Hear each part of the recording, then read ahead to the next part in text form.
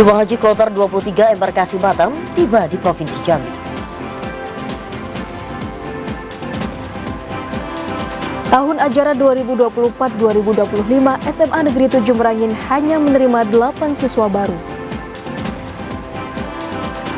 KPU Republik Indonesia meninjau langsung proses cokwit suku anak dalam di Provinsi Jambi.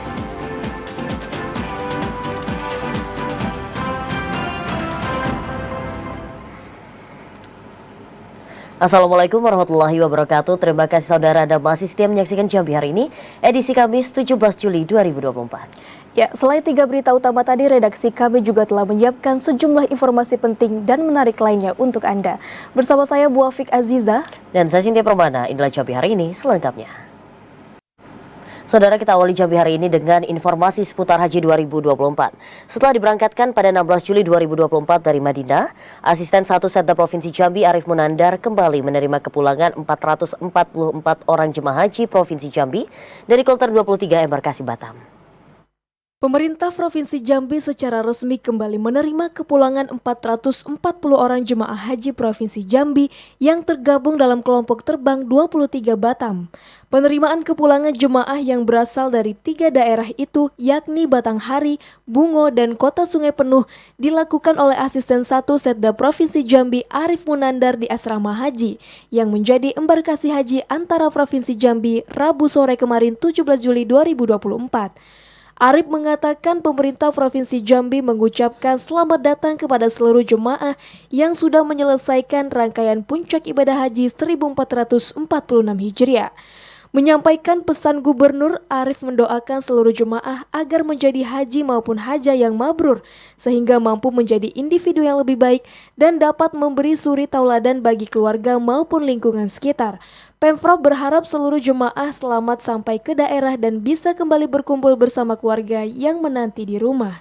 Saya kembali mengucapkan syukur alhamdulillah pada hari ini kita menyambut kedatangan jemaah haji Provinsi Jambi kloter BTH 23. Saya bersama pribadi, pemerintah dan masyarakat Provinsi Jambi menjambut kedatangan segenap jemaah haji PPIH PHD yang telah melaksanakan ibadah haji serta bertugas di tanah suci yang telah kembali ke tanah air dan tiba di Provinsi Jambi. Kepala Kantor Kementerian Agama Provinsi Jambi, Zostavia, menerangkan proses pemulangan jemaah haji kloter 23 Batam secara umum berjalan baik dan lancar, mulai dari kedatangan hingga penyambutan.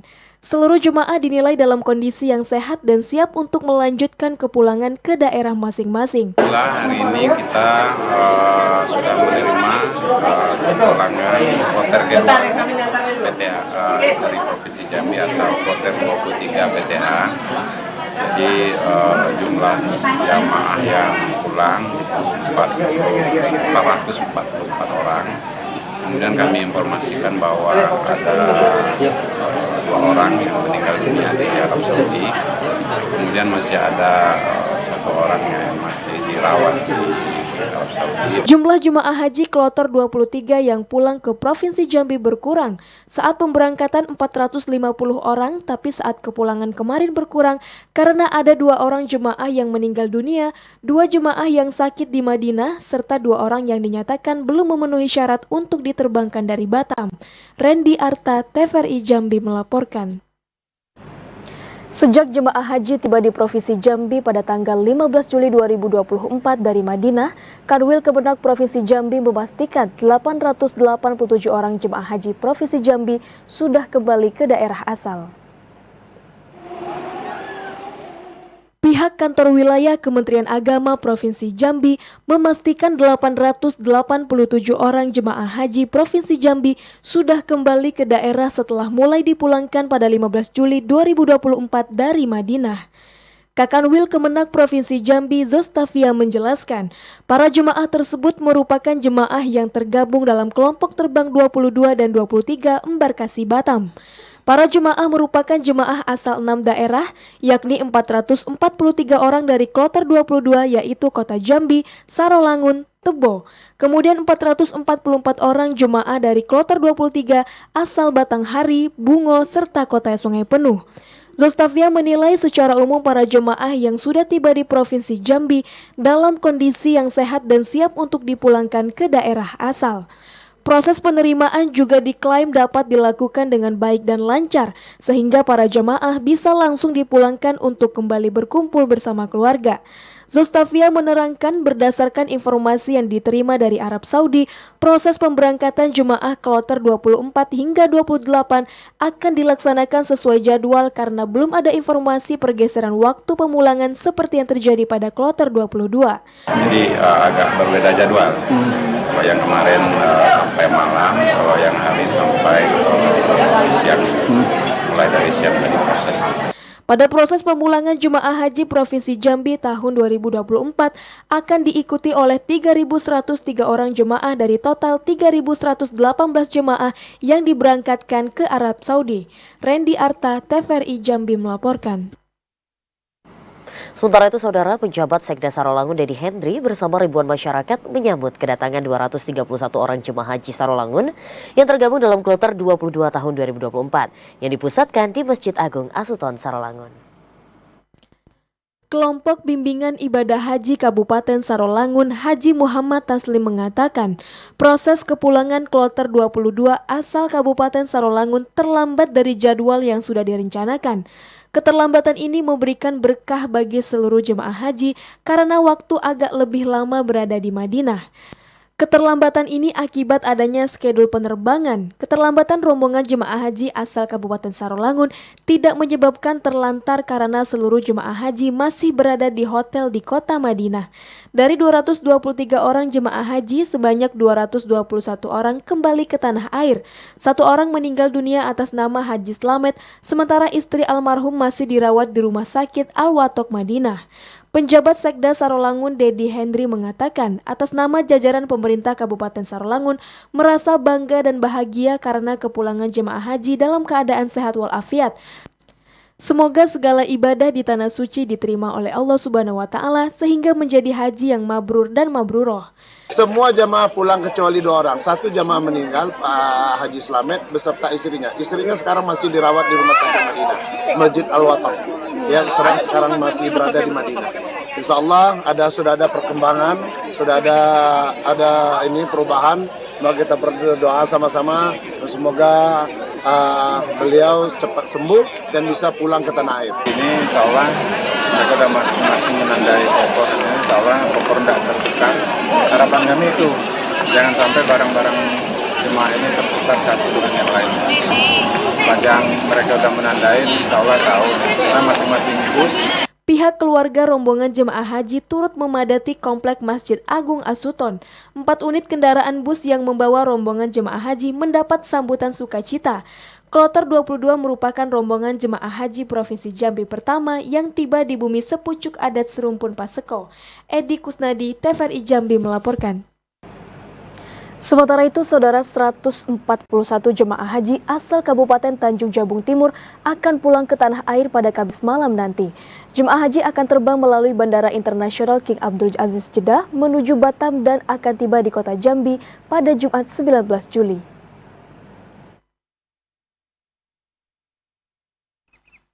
Berdasarkan jadwal, jemaah haji asal Kabupaten Tanjung Jabung Timur yang tergabung dalam kloter 25 BTH akan pulang ke tanah air pada Kamis malam nanti. Jemaah haji akan terbang sekitar pukul 22.20 waktu Arab Saudi melalui Bandara Internasional King Abdul Aziz Jeddah menuju Batam. Jemaah akan tiba di Provinsi Jambi pada Jumat 19 Juli sekitar pukul 18.50 waktu Indonesia Barat, sekaligus menjalani acara pelepasan resmi dan pelayanan kesehatan oleh pihak Kemenak Provinsi Jambi di Asrama Haji. Petugas Siskohat Kemenak Kabupaten Tanjung Jabung Timur, Arpahmanaba mengatakan, seluruh jemaah haji akan tiba di kota Muara Sabak pada Jumat malam sekitar pukul 22.05 waktu Indonesia Barat. Sesuai mekanisme, mereka akan dijemput oleh tim khusus Kementerian Agama Kabupaten Tanjung Jabung Timur serta dikawal langsung oleh Dinas Perhubungan dan Kepolisian setempat agar tiba di kota Muara Sabak dalam keadaan aman. Keluarga diminta untuk segera menjemput di lingkungan Masjid Nur Ad-Darajat Kabupaten Tanjung Jabung Timur. Hingga saat ini seluruh jemaah haji asal Kabupaten Tanjung Jabung Timur dalam keadaan sehat. Arpah Manaba berharap keluarga jemaah haji dapat mematuhi aturan yang sudah ditetapkan guna kelancaran kepulangan jemaah haji ke Kabupaten Tanjung Jabung Timur. Kliva Patria, TVRI Jambi melaporkan. Beralih ke sorotan lainnya, saudara, berada di wilayah perkotaan, biasanya sekolah diserbu oleh pelamar saat pendaftaran peserta didik baru. Namun tidak berlaku di Kabupaten Merangin, seperti SMA Negeri 7 Merangin. Pada tahun ajaran 2024-2025 ini, hanya menerima 8 siswa baru. Sekolah menengah atas Negeri 7 Merangin yang menjadi perhatian karena berada di wilayah perkotaan, namun sayangnya saat penerimaan siswa baru sepi dari pendaftar. 1 tahun terakhir sekolah itu hanya mendapat siswa kurang dari 10 orang. Seperti tahun ajaran baru 2024-2025, SMA Negeri 7 Merangin hanya dapat 8 orang siswa baru. Jika ditotal jumlah siswa dari kelas 10 sampai kelas 12, SMA Negeri 7 Merangin hanya memiliki 39 murid. Kelas 10 sebanyak 8 orang, kelas 11 8 orang, dan kelas 12 sebanyak 23 orang. Kekurangan siswa di sekolah ini diduga ada kecurangan dalam proses pendaftaran peserta didik baru atau PPDB jalur zonasi. Diduga pihak sekolah lain masih menerima siswa yang bukan berasal dari wilayah mereka. Selain itu disinyalir beredarnya surat memberikan kemudahan mendaftar dari sekolah lain kepada siswa yang duduk di kelas 2 dan kelas 3 SMP. Pihak SMA Negeri 7 pun juga melakukan berbagai upaya menarik minat para orang tua untuk menyekolahkan anaknya di SMA yang berusia 34 tahun ini, seperti menggratiskan uang komite dan pembuatan seragam sekolah yang diserahkan ke masing-masing siswa, namun tetap saja masih minim peserta didik baru. Pertama, memang SMP pendukung di sekolah kita ini nggak ada, tidak ada SMP pendukung untuk sekolah kita. Yang kedua, ya sepertinya zonasi yang selama ini dibicarakan untuk pemerataan sekolah, nampaknya SMA-SMA yang ada di Kota Bangko kurang memperdulikan itu. Akibat minimnya siswa di sekolah yang sempat menjadi sekolah favorit tersebut, keadaan sekolah kini terlihat sepi. Bahkan beberapa ruangan kelas ditutup, tidak ada siswa, hanya ada bangku dan meja yang tersusun rapi. Ramadan Cerbitakasa, TVRI Jambi melaporkan. Kita beralih ke sorotan lainnya. Saudara, jumlah kasus penderita demam berdarah denggi atau DBD di Kabupaten Kerinci pada tahun 2024 mengalami peningkatan jika dibandingkan pada tahun 2023 lalu. Terjadinya peningkatan kasus DBD ini karena banyaknya genangan air yang menjadi sarang perkembangbiakan nyamuk. Kepala Bidang Pengendalian Pemberantasan Penyakit Dinas Kesehatan Kabupaten Kerinci, Hermizan mengatakan, berdasarkan laporan dari petugas puskesmas yang ada di 18 kecamatan, jumlah kasus penderita demam berdarah dengue atau DBD di Kabupaten Kerinci pada periode bulan Januari hingga Juni 2024 mengalami peningkatan jika dibandingkan dengan tahun 2023 yang lalu. Untuk jumlah temuan kasus DBD di Kabupaten Kerinci pada periode bulan Januari hingga Juni tahun 2024 mencapai 182 kasus, sedangkan pada tahun 2023 kasus DBD hanya 25 kasus. Peningkatan temuan kasus DBD ini dikarenakan banyaknya genangan air akibat musim hujan. Kondisi ini menjadi tempat perkembangbiakan nyamuk Aedes aegypti. Hermizan juga menyampaikan penyakit DBD merupakan penyakit menular yang disebabkan oleh virus dengue. Penyakit ini dapat menyerang semua umur, untuk itu ia mengimbau masyarakat untuk tetap waspada dan selalu menjaga kebersihan diri serta lingkungan. Ilwan, TVRI Jambi melaporkan. KPU klaim kesulitan temukan suku anak dalam untuk dicoklit. Informasinya akan kami hadirkan usai jeda pariwara berikut ini. Tetaplah bersama kami di Jambi hari ini.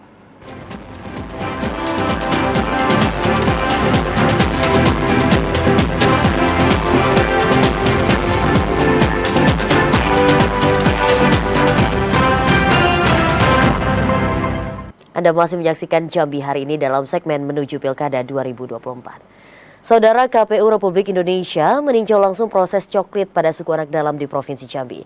Hal itu guna memastikan suku anak dalam terdaftar sebagai daftar pemilih tetap di Pilkada serentak 2024.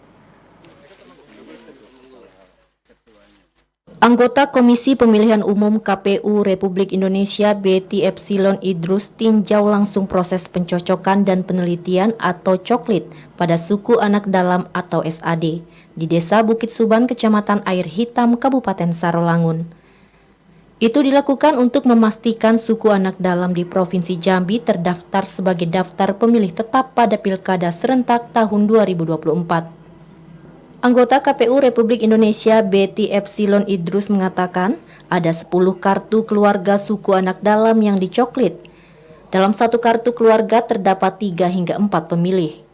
Diharapkan mereka yang sudah dicoklit tersebut dapat berpartisipasi dalam mensukseskan Pilkada serentak pada 27 November 2024, sehingga suku anak dalam juga dapat menyalurkan hak pilihnya. Hari ini adalah hari di mana kami mendatangi, memonitor untuk kegiatan coklit dilakukan oleh Pantarlih di teman-teman di suku anak dalam di Sarolangun, dan alhamdulillah kami sudah bertemu dengan salah satu kelompok yang kita sebut dengan yang dikepalai oleh Temenggung di sini untuk kemudian kita cek apakah mereka sudah terdaftar atau belum. Lalu kemudian kita cek, ternyata mereka alhamdulillah sudah memiliki KTP elektronik. Lalu kemudian kita cocokkan dengan daftar pemilih yang kita dapatkan dari sinkronisasi DP4 dengan DPT terakhir. Coklit terhadap suku anak dalam ini merupakan salah satu hak yang didapatkan sebagai warga negara Indonesia. Mereka juga diberikan stiker tanda proses coklit sudah dilakukan. Joko, TVRI Jambi melaporkan.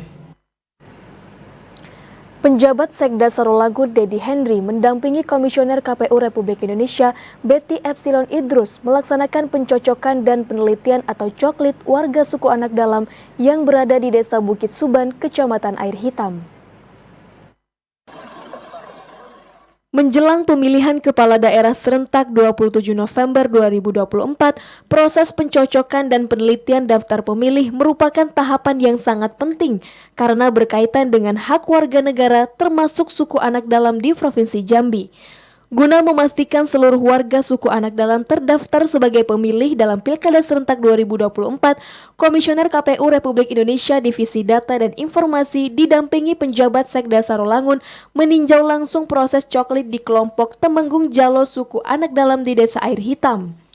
Komisioner KPU RI Divisi Data dan Informasi Betty Epsilon Idrus mengatakan pihaknya mendorong KPUD Sarolangun untuk meningkatkan koordinasi agar proses coklit yang sedang berlangsung bisa mengakomodir seluruh warga suku anak dalam meski mereka berpindah atau nomaden.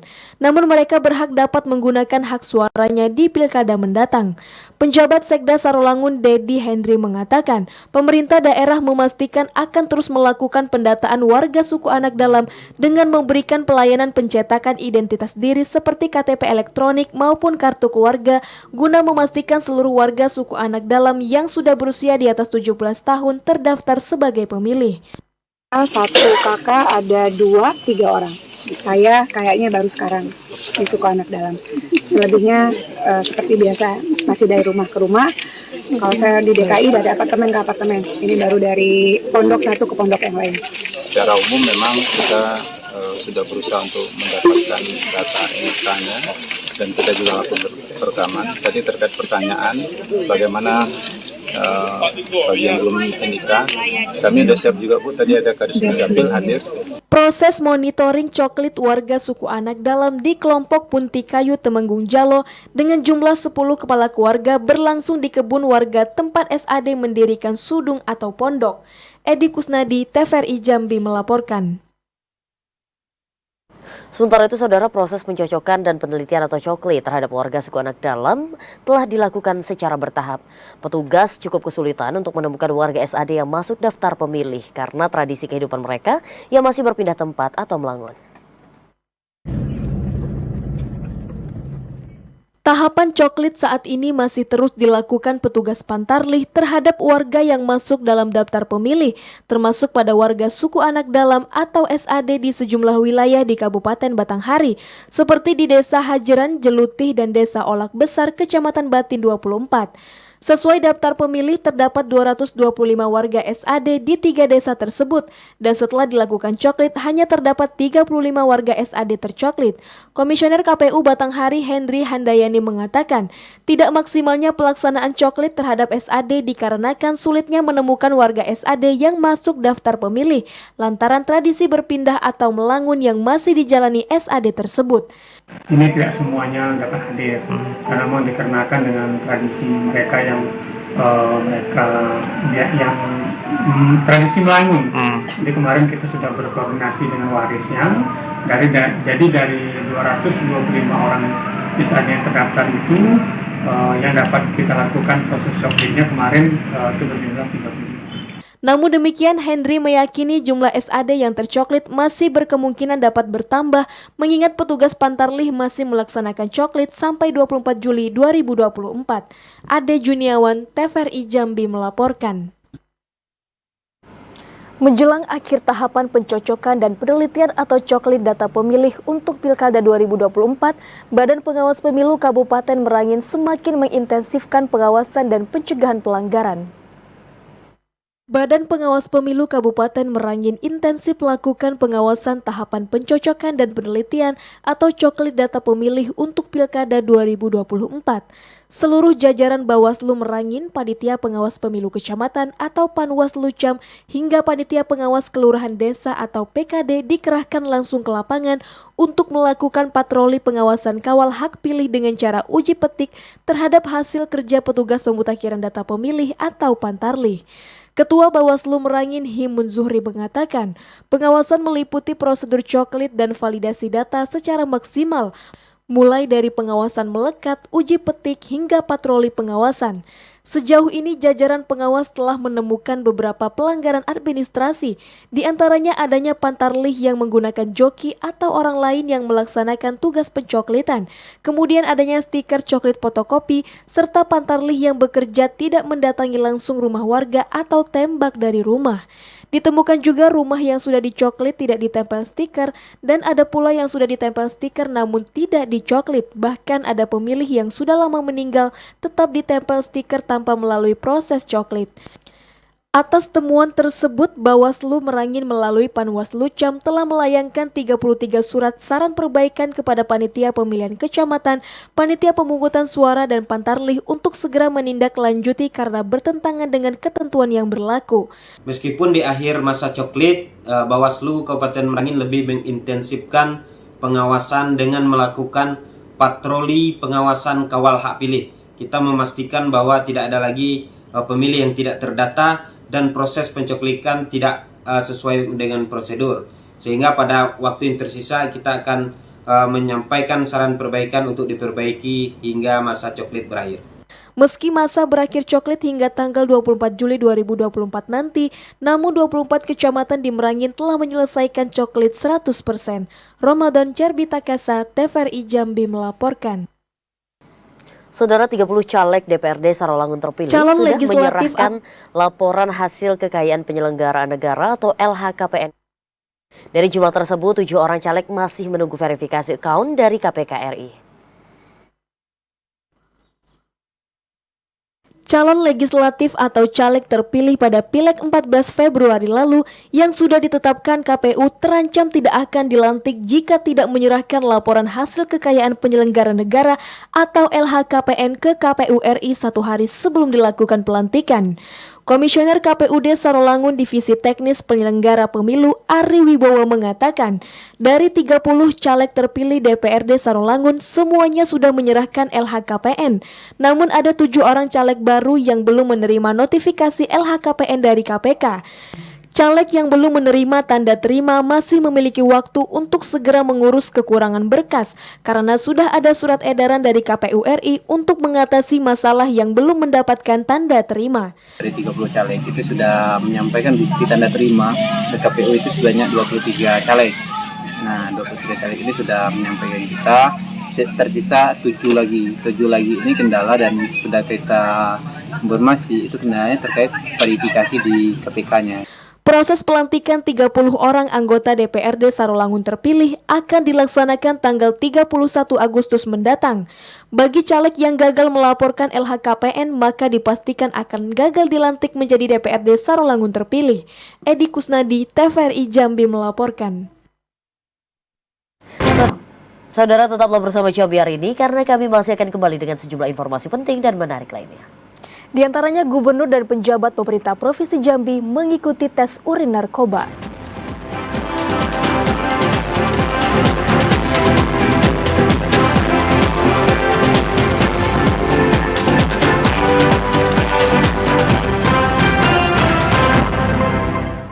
Saudara, Anda kembali menyaksikan Jambi hari ini dalam segmen advertorial.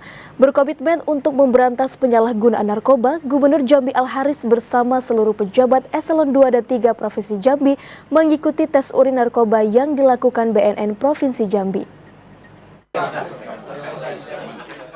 Memastikan komitmen pemerintah dalam memberantas penyalahgunaan narkoba, Gubernur Jambi Al-Haris bersama seluruh pejabat eselon 2 dan 3 mengikuti tes urin narkoba yang dilakukan BNN Provinsi Jambi.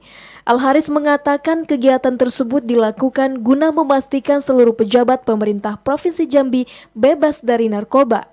Selain itu, dalam upaya mendukung program Jambi Bersih dari Narkoba atau Jambi Bersinar, penguatan komitmen para pejabat yang diawali dari kepala daerah harus dilakukan untuk menjamin program Jambi Bersinar bukan hanya sebagai sebuah slogan belaka. Al-Haris memastikan seluruh pejabat termasuk kepala daerah bebas dari narkotika, alkohol, psikotropika, dan zat adiktif lainnya atau nafza diupayakan untuk mewujudkan percepatan pembangunan daerah. Al-Haris juga mengimbau bupati maupun wali kota seprovinsi Jambi untuk menginisiasi hal serupa bagi seluruh pejabat di daerah. Dari mulai saya, Pak Sekda dan juga staf ahli, asisten dan eselon 2 lainnya, dan eselon 3, nanti eselon 4 nanti di Polda. Nah, tujuannya apa? Agar kita memang berkomitmen, dimulai dari pejabat dulu yang bersih. Ya, jangan sampai kita menggaungkan Jambi Bersinar, tapi ada pejabatnya yang masih menggunakan narkoba. Kepala BNN Provinsi Jambi Brigjen Pol Wisnu Handoko menuturkan, kegiatan tes urin narkoba bagi pejabat di lingkup pemerintah Provinsi Jambi itu dilakukan sebagai upaya pencegahan dan mendeteksi dini. Adanya tes tersebut diharapkan mampu meminimalisir penyalahgunaan narkoba di jajaran ASN. Kita komitmen bersama dengan pemerintah Provinsi Jambi ya untuk melakukan upaya deteksi dini. Salah satunya adalah dengan melaksanakan kegiatan tes urin. Diawali dengan Bapak Gubernur dan Pak Sekda dan seluruh asisten termasuk eselon 2. Jika nantinya ada ASN yang dinyatakan positif dalam pemeriksaan tes urin narkoba, akan mendapat pendalaman langsung dari pihak BNN. Randy Arta, TVRI Jambi melaporkan. Saudara, Bupati Batanghari menyerahkan 58 persil sertifikat tanah kepada masyarakat di Kecamatan Muara Tembesi. Sertifikat tanah yang diberikan merupakan program pemerintah yang dituangkan ke dalam pendaftaran tanah sistematis lengkap atau PTSL. Program pendaftaran tanah sistematis lengkap yang dilakukan BPN bekerjasama dengan pemerintah daerah saat ini terus digalakan. Terbukti Pemkab Batanghari kembali menyerahkan program sertifikat tanah gratis kepada masyarakat di Desa Pematang 5 Suku, Kecamatan Muara Tembesi.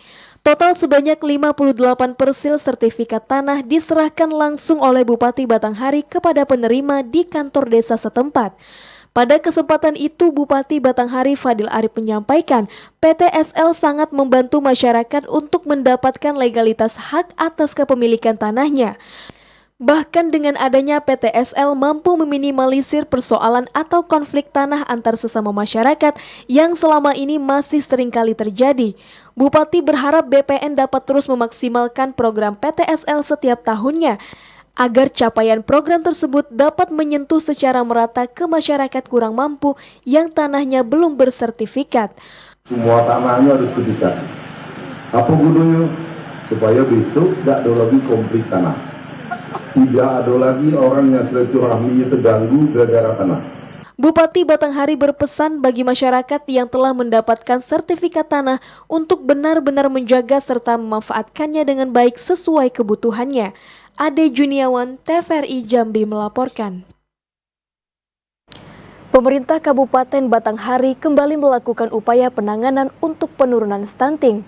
Dari hasil evaluasi yang dilakukan terdapat 2 wilayah yang sasaran penanganan stuntingnya belum maksimal. Angka prevalensi stunting di Kabupaten Batanghari telah mengalami penurunan signifikan. Meski prevalensi stunting pada tahun 2023 lalu sudah di kisaran 10,1%, namun hal ini belum membuat pemerintah daerah berpuas diri, dikarenakan masih terdapat sejumlah wilayah yang belum mencapai sasaran penanganan stunting hingga 100%. Berdasarkan hasil rapat koordinasi dan evaluasi Tim Percepatan Penurunan Stunting atau TPPS Batanghari, terdapat 2 kecamatan yang capaian stuntingnya belum maksimal, yakni Bajubang serta Pemayung. Wakil Bupati Batanghari sekaligus Ketua TPPS Bahtiar mengatakan, langkah intervensi terhadap persoalan stunting akan terus dilakukan secara masif agar target penurunan stunting bisa lebih signifikan. Wabub juga minta seluruh pihak berwenang untuk terus bekerja, memberikan edukasi kepada masyarakat khususnya ibu hamil tentang pentingnya asupan gizi dan nutrisi yang cukup demi tumbuh kembang calon bayi maupun balitanya nanti. Mengevaluasi terhadap program kegiatan yang kita laksanakan secara masif di Kabupaten Batanghari dalam rangka penurunan angka stunting di Kabupaten. Ada beberapa kecamatan kita yang belum tercapai 100%. Jadi sasaran kita kepada keluarga kita yang bersifat stunting. Itu yang terutama sekali yang kecamatan Bajubang. Kemudian yang kedua tadi kecamatan Pemayung. Ini yang progresnya masih 90%. Yang paling kecil itu Bajubang. Pemerintah Kabupaten Batanghari menargetkan angka prevalensi stunting di tahun 2024 turun di bawah 7%. Ade Juniawan, TVRI Jambi melaporkan. Saudara, pemerintah Kabupaten Bungo menggelar upacara Hari Koperasi Nasional ke-77 tahun 2024. Koperasi diharapkan memiliki kemampuan adaptasi, inovatif, dan akuntabel. Pemerintah Kabupaten Bungo gelar upacara peringatan Hari Koperasi Nasional ke-77 tahun 2024. Asisten 1 Administrasi Umum Setda Bungo Masril bertindak sebagai inspektur upacara yang dilaksanakan di lapangan hijau kantor Bupati Bungo. Peringatan Harkopnas ke-77 tahun 2024 ini mengambil tema koperasi sebagai ekosistem untuk konsolidasi, akselerasi, dan eskalasi ekonomi mikro dan kecil. Asisten 1 Masril mengatakan koperasi di Kabupaten Bungo telah berperan sebagai ekosistem pendukung ekonomi usaha mikro dan kecil. Oleh karena itu, koperasi hadir sebagai pemberdaya anggota yang adaptasi, inovatif, dan akuntabel, serta dengan menyempurnakan gerakannya, koperasi tumbuh menjawab tantangan zaman yang terus berubah. Semangat berkoperasi harus terus ditularkan ke generasi muda. Kehadiran koperasi harus dimanfaatkan sebagai terobosan untuk menarik minat anak-anak generasi muda di Kabupaten Bungo. Saat ini sudah banyak pelaku UMKM ikut berkoperasi. Koperasi juga memberikan solusi dan permodalan bagi pelaku UMKM. Pada hari ini, pemerintah Kabupaten Bungo melaksanakan upacara dalam rangka memperingati Hari Koperasi Nasional ke-77 tahun 2024. Kita sudah melaksanakan upacara memperingati itu bersama-sama dengan seluruh OPD di Kabupaten Bungo. Peringatan Harkopnas ke-77 tahun 2024, Bupati Bungo mendapat anugerah Pembina Koperasi Madya tingkat nasional yang dilaksanakan di Batam. Muhriandi, TVRI Jambi melaporkan. Jelang pelaksanaan Pilkada Serentak tahun 2024, KPID Provinsi Jambi menggelar sosialisasi penguatan pelaksanaan P3SPS bagi lembaga penyiaran televisi maupun radio se-Provinsi Jambi. Komisi Penyiaran Indonesia Daerah Provinsi Jambi menyelenggarakan sosialisasi penguatan pelaksanaan pedoman perilaku penyiaran dan standar program siaran atau P3SPS bagi lembaga penyiaran televisi maupun radio se-Provinsi Jambi. Ketua KPID Provinsi Jambi, Kemas Al-Fajri menjelaskan, sosialisasi ini dilakukan untuk menguatkan pelaksanaan P3SPS jelang penyelenggaraan pemilihan kepala daerah serentak tahun 2024. Lembaga-lembaga penyiaran diharapkan mampu menerapkan P3SPS dengan baik agar tidak melanggar aturan siaran yang telah ditetapkan.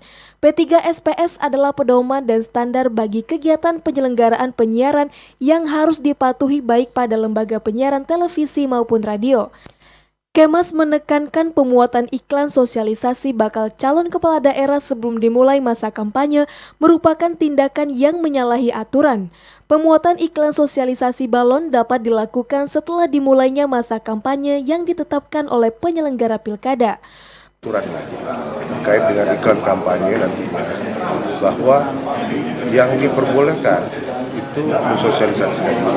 Nah, sebelum masa kampanye itu juga ada aturan bahwa teman-teman yang mencalonkan diri sebagai pasangan pilkada nantinya itu tidak boleh sosialisasikan sebelum di luar masa kampanye, karena kalau apabila itu dilakukan itu dapat sanksi nanti dari KPID. Penguatan pelaksanaan P3SPS bagi lembaga penyiaran televisi maupun radio seprovinsi Jambi diharapkan mampu menciptakan sajian-sajian informasi pilkada yang sesuai aturan. Randy Arta, TVRI Jambi melaporkan. Polres Bungo amankan kurir narkoba jenis sabu. Informasinya akan kami hadirkan usai jeda pariwara berikut ini. Tetaplah bersama kami di Jambi hari ini.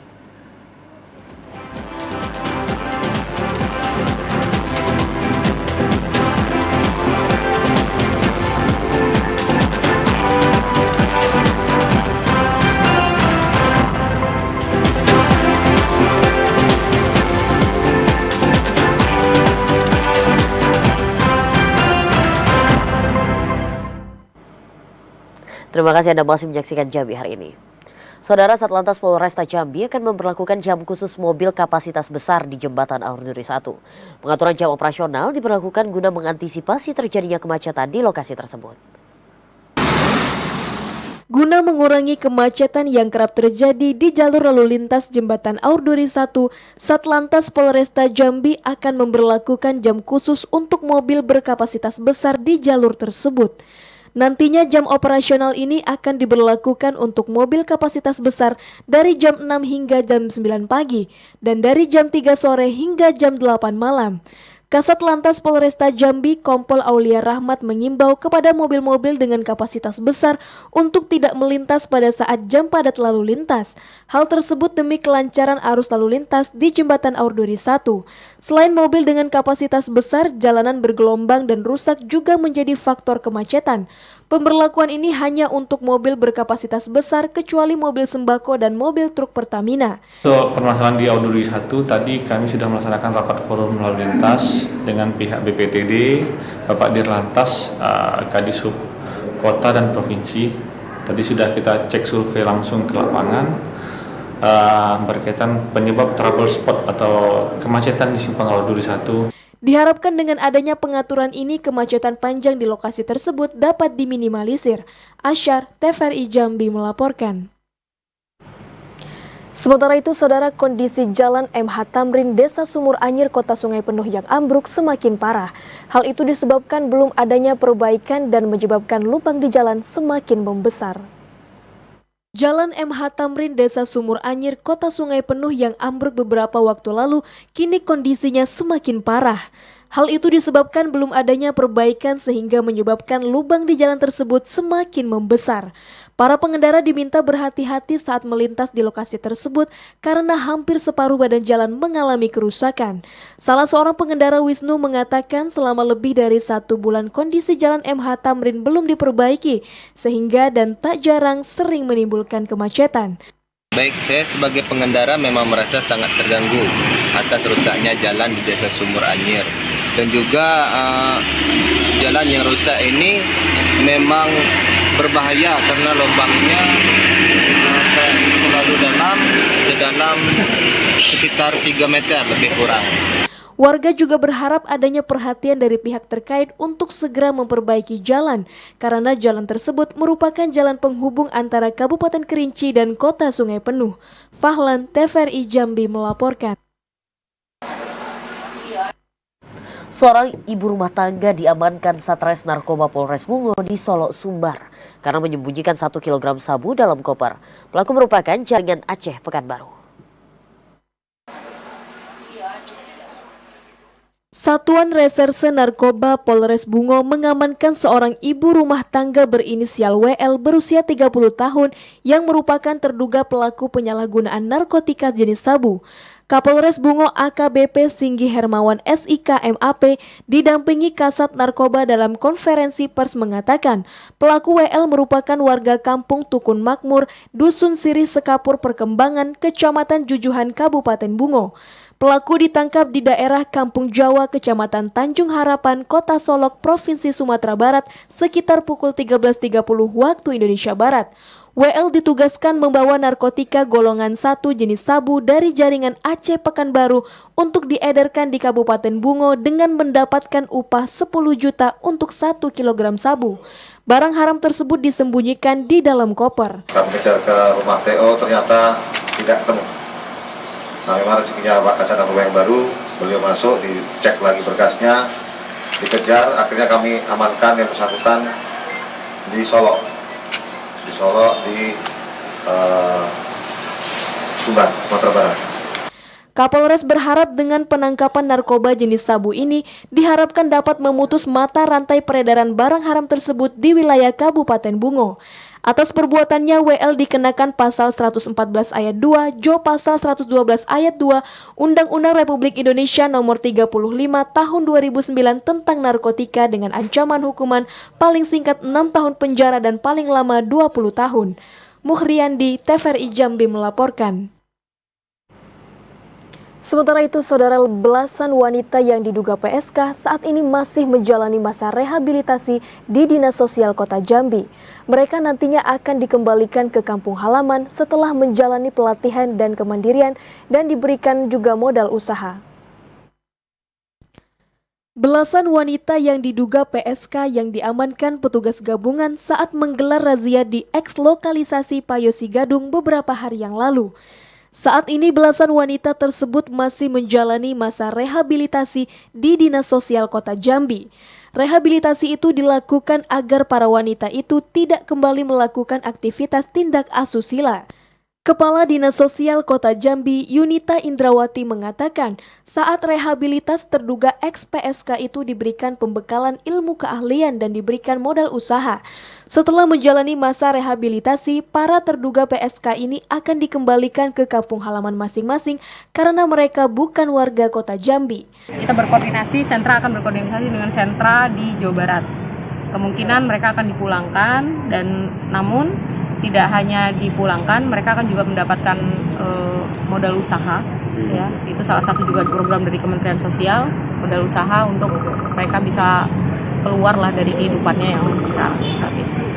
Sementara itu, Rabu sore kemarin 17 Juli 2024, tim gabungan kembali mendatangi eks-lokalisasi Payosi Gadung.